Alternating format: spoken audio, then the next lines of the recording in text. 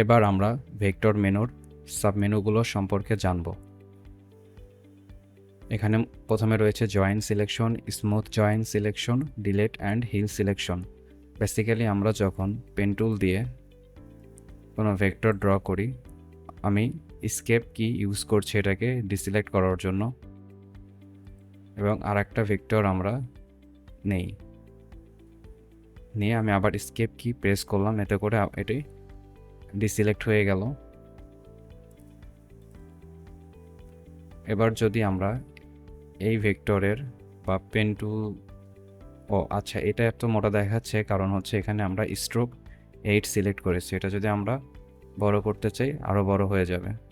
এখন আমরা যদি এই দুটি অ্যাঙ্কর পয়েন্টকে জয়েন করতে চাই তাহলে আমরা ভেক্টর জয়েন সিলেকশন ইউজ করতে পারি।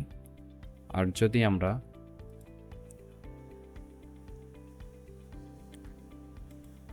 স্মুথ জয়েন সিলেকশন ইউজ করি, আমরা দেখতে পারবো যে এখানে একটু কার্ভ সৃষ্টি হয়েছে। আর এর আগে যেটা আমরা নর্মাল জয়েন সিলেকশন ইউজ করেছিলাম তখন একটি স্ট্রেট লাইন ক্রিয়েট হয়েছিল।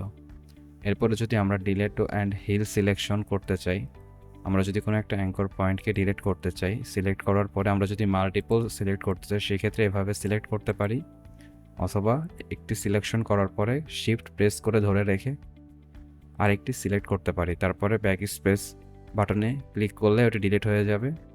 বাট আমরা যদি এটা ডিলিট করে দিতে চাই এবং এই সিলেকশনকে আরও বেশি কার্ভ রাখতে চাই, সেক্ষেত্রে আমরা এই টুলটি ইউজ করতে পারি।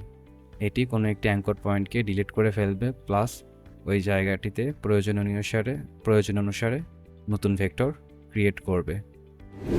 আপনি যদি আমার সাথে এই রিয়েল ই কমার্স ক্লায়েন্টের প্রজেক্টটি সম্পূর্ণ ডিজাইন করতে চান তাহলে ডিসক্রিপশনে দেওয়া লিঙ্কটি অনুসরণ করুন।